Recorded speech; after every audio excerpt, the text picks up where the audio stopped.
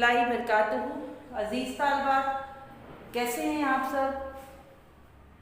यकीनन अच्छे होंगे। बेटा, आज हम अपनी ऑनलाइन क्लास में सबक पढ़ेंगे ठेले वाला शहज़ादा। ठीक है, ठेले वाला शहज़ादा जो है ये ख्वाजा निज़ामुद्दीन औलिया के नवासे ख्वाजा हसन निज़ामी की तहरीर करता है। ख्वाजा हसन निज़ामी को मुसव्विर फितरत कहा जाता है। ठीक है, और इनकी सबसे बड़ी खासियत बेटा नसर निगारी में ये है कि इन्होंने जो भी अफसाने लिखे हैं वो सच्चे वाक़यात पर मबनी लिखे हैं, और ज़्यादातर 1857 की जंग आज़ादी के बाद बहादुर शाह जफ़र की फैमिली पर या ख़ानदान पर जो भी हालात और वाक़यात रोनुमा हुए उनको उन्होंने ज़ेरे कलम किया है और उस पर कहानी लिखी है सच्चे वाक़यात पर मबनी, और इस तरह लिखी है कि पढ़ने वालों की आंखों से आंसू जारी हो जाते हैं। तो ये कहानी इनकी बेगमात के आंसू से ली गई है। ये गदर दिल्ली के अफसाने के नाम से इनकी किताब है।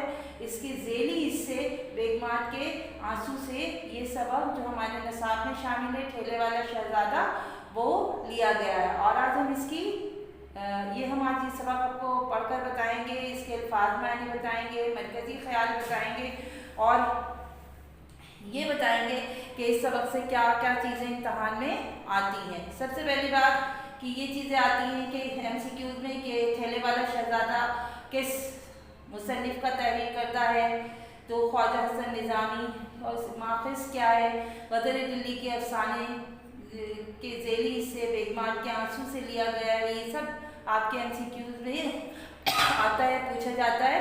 उसके अलावा ख्वाजा हसन निज़ामी पर तबसरा आता है जो कि इस साल इम्पॉर्टेंट है इम्तहान के हवाले से।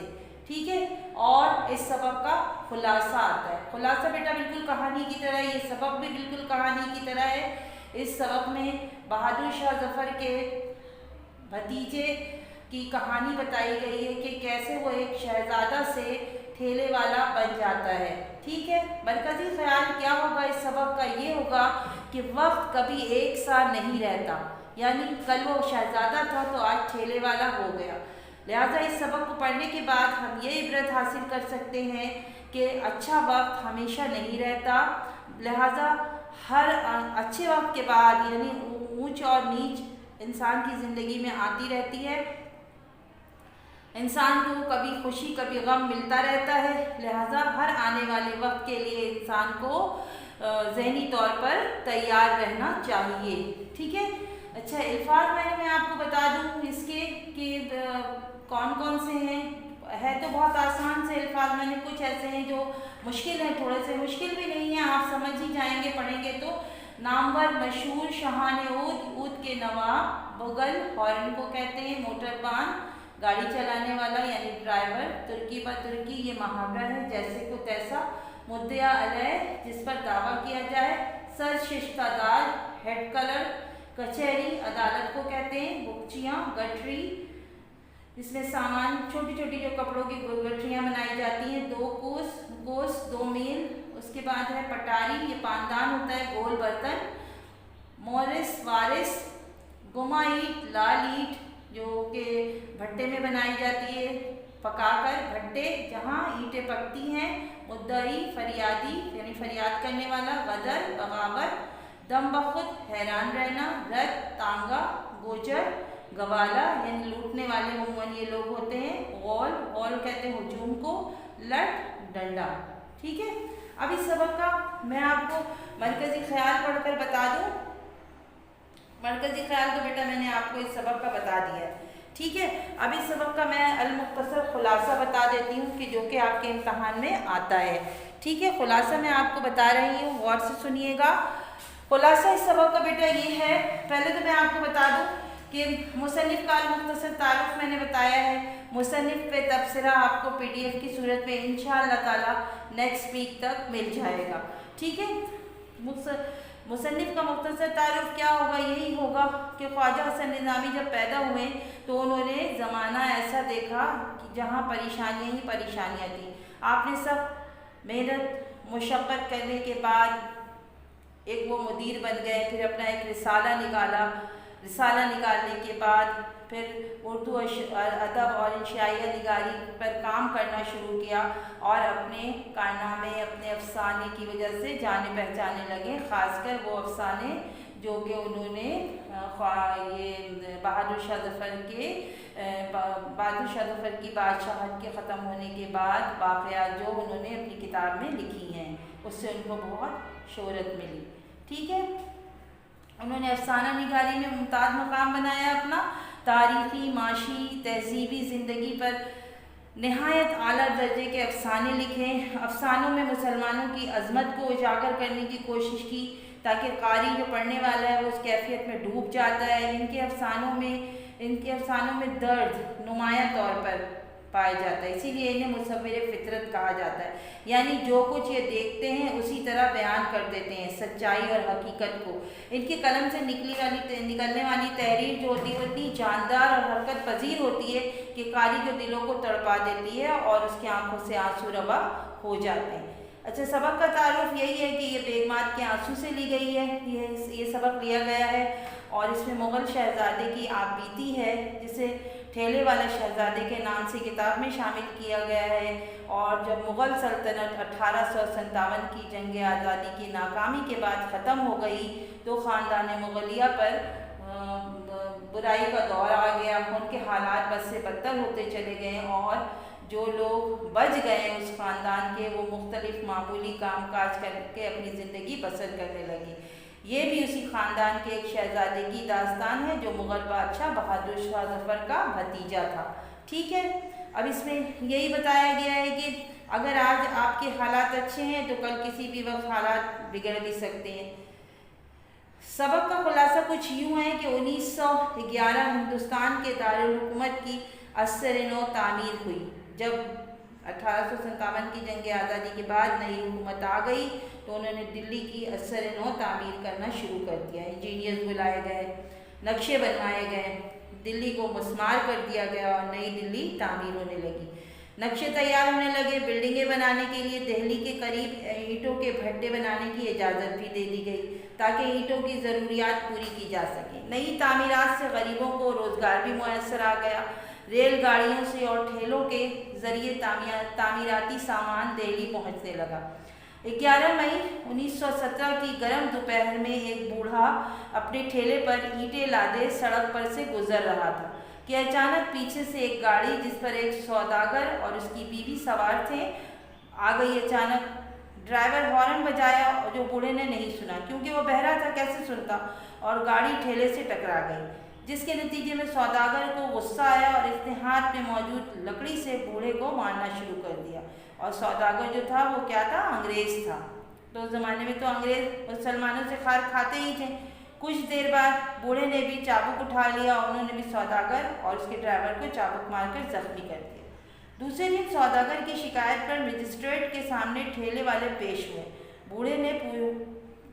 بوڑھے سے پوچھنے پر اقرار کیا اس نے کہ ہاں میں نے مارا ہے، کیونکہ یہ لوگ ہم غریبوں کو کچھ نہیں سمجھتے، جبکہ 60 سال پہلے پورا ہندوستان ہمارا محکوم تھا اور آج آپ جہاں بیٹھ کر یہ فیصلہ سن رہے ہیں، کل میں وہاں بیٹھا کرتا تھا۔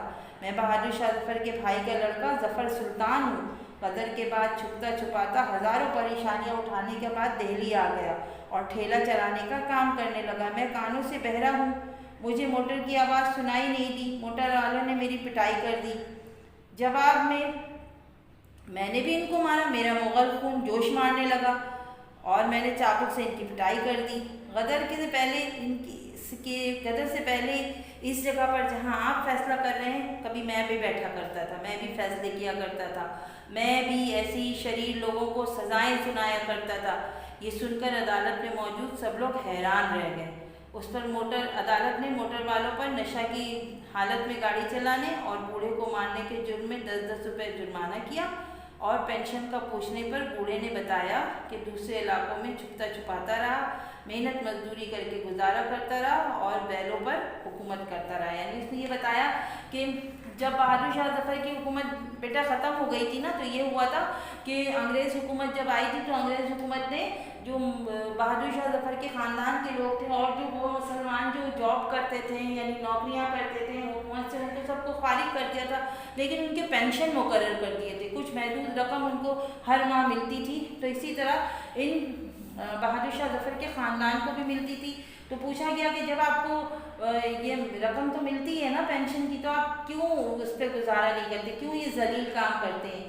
ٹھیک ہے، تو اس نے جواب دیا کہ یہ ذلیل کام نہیں ہے، یہ تو محنت مشقت کا کام ہے، اور میں اگر میں بیلوں پر حکومت کرتا ہوں۔ اس نے دیکھیے کتنا ہی اچھی بات کی کہ حکومت کرنے کی چونکہ میری شروع سے عادت تھی، تو میں تو یہاں بیلوں پر حکومت کرتا ہوں، بیل میری محکوم ہے اور میں حکومت کرتا ہوں، تو میں کچھ پیسے لے کر اپنی زندگی کو خراب نہیں کر سکتا، لہٰذا میں پینشن لینے پر میں نے نہیں لیا پینشن۔ ٹھیک ہے، اسے یہی بتایا۔ پھر وہ مسجد میں ٹھیلے والا جو تھا وہ نماز پڑھ رہا تھا کہ ایک شخص، یہ مصنف تھا بیٹا، اس کے حالات کے بارے میں جاننا چاہتا تھا، تو یہ مصنف صاحب جو تھے وہ وہاں پہنچے اور انہوں نے بتایا کہ کیا آج میں عدالت میں موجود تھا اور میں آپ کی کہانی سن رہا تھا، میرا دل چاہا کہ میں اس کہانی کو رقم کروں اپنی کتاب میں، اگر آپ اجازت دیں تو میں یہ کہانی تحریر کروں گا، لیکن پہلے میں پوری کہانی آپ سے سنوں گا، تو آپ کیا مجھے سنانا پسند کریں گے؟ تو شہزادے نے کہا کہ ہاں میں کہانی سناؤں گا، آپ کو کہانی سنانا بالکل پسند کروں گا۔ اور اس نے یہ بتایا، وہ سامنے مسجد میں ٹھیلے والا پہاڑ گنج کی مسجد پر جب نماز پڑھ رہا تھا، یہاں ان دونوں کی ملاقات ہوئی تھی۔ بیٹا یہ بھی MCQs میں پوچھا جاتا ہے کہ ٹھیلے والا شہزادہ کس مسجد میں نماز پڑھ رہا تھا، تو کتاب تو آپ کو پوری کہانی تو پڑھنی پڑے گی۔ میں بھی آپ کو دوسری کلاس میں، آج ہمارا لیکچر 1 ہے نا، تو لیکچر 1 میں تو میں نے آپ کو دیکھے پوری الفاظ معنی بھی بتا دیا، اس کا مرکزی خیال بھی بتا دیا اور مصنف کے بارے میں بھی بتا دیا اور خلاصہ بھی بتا دیا، جو کہ امتحان میں آتا ہے اور بہت امپورٹنٹ بھی ہے۔ لیکن کل ہم پورا سبق پڑھیں گے، سبق اچھا خاصا لمبا ہے، ہماری پوری ایک کلاس اسی میں جائے گی، تو سبق ہم پورا پڑھیں گے اور ساتھ ساتھ میں آپ کو پھر بھی دوبارہ سے سمجھاتی جاؤں گی، تاکہ جب آپ خلاصہ یاد کریں تو آپ کو کوئی مسئلہ نہیں ہو، اور خلاصہ میں آپ کو PDF کی صورت میں انشاءاللہ تعالیٰ بیٹا میں اگلے ہفتے آپ کو تمام نوٹس دے دوں گی۔ ٹھیک ہے، کوشش میری یہی ہوگی کہ آپ کو سب کام جلد سے جلد مل جائیں، اور اس کے بعد میں ایک لرننگ کا بھی شیڈیول بناؤں گی آپ کے لیے۔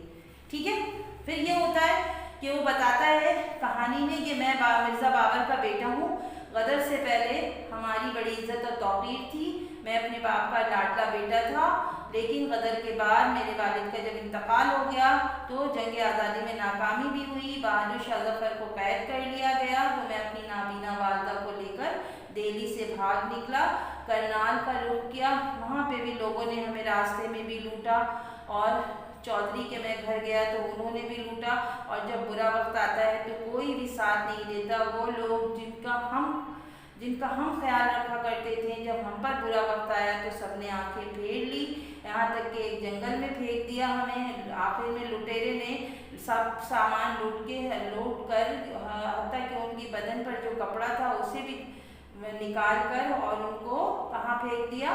جنگل میں پھینک دیا۔ ٹھیک ہے، اور جب اس کی آنکھ کھلی تو اس کی ماں جو تھی اس نے دیکھا کہ ماں دعائیں مانگ رہی تھی، معافی مانگ رہی تھی اپنے اچھے دنوں کو یاد کر کے، اور زخموں کی تاب نہ لا کر، کیونکہ بہت ضعیف تھی، نابینا بھی تھی، تو وہ دنیا سے رخصت ہو گئی، ان کو کفن بھی نہیں ملا۔ آپ یہ سوچئے کہ اس کہانی کو پڑھ کر کتنا عبرت حاصل کیا جاتا ہے، کہ اس نے یہ بتایا کہ میں نے کسی طرح ان کے یعنی باڈی کو، ان کے لاش کو گھسیٹتے ہوئے اور زمین میں دفن کر دیا مٹی میں، کیونکہ پہلے بات تو کچھ تھا ہی نہیں، جو سامان میں لے کر نکلا تھا وہ سب لوٹ لیا گیا تھا۔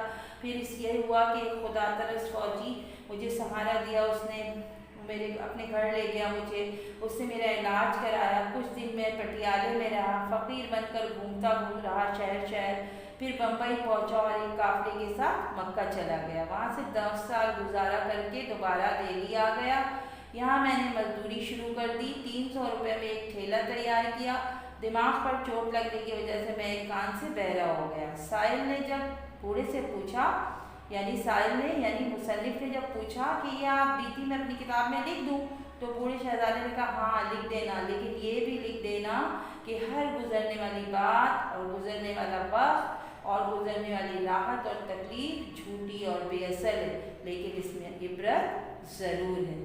مجھے دیکھو جو دیدہ عبرت نگاہ ہو، سن لو مجھے جو گوش نصیحت میں وش ہے۔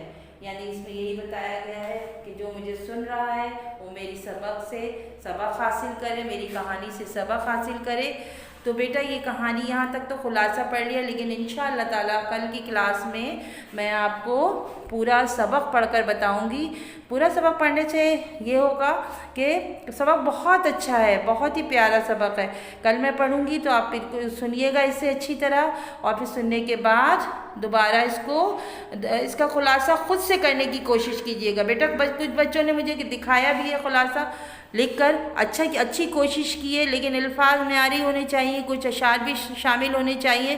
میں اسی لیے آپ کو کہتی ہوں کہ خود سے لکھنے کی کوشش میں یہ ہوگا کہ جب آپ یاد کرنے بیٹھیں گے نا تو یاد کرتے وقت آپ کو یاد کرنے میں آسانی ہوگی۔ ٹھیک ہے بیٹا، تو یہاں پہ ہماری یہ کلاس ختم ہوتی ہے۔ کل انشاءاللہ تعالیٰ ہم اس سبق کی پوری کہانی کو پڑھیں گے۔ میں پڑھوں گی، میں بلند خوانی کروں گی، آپ اسے سنیے گا، تو کل آپ کتاب لے کر میرے پاس بیٹھیے گا۔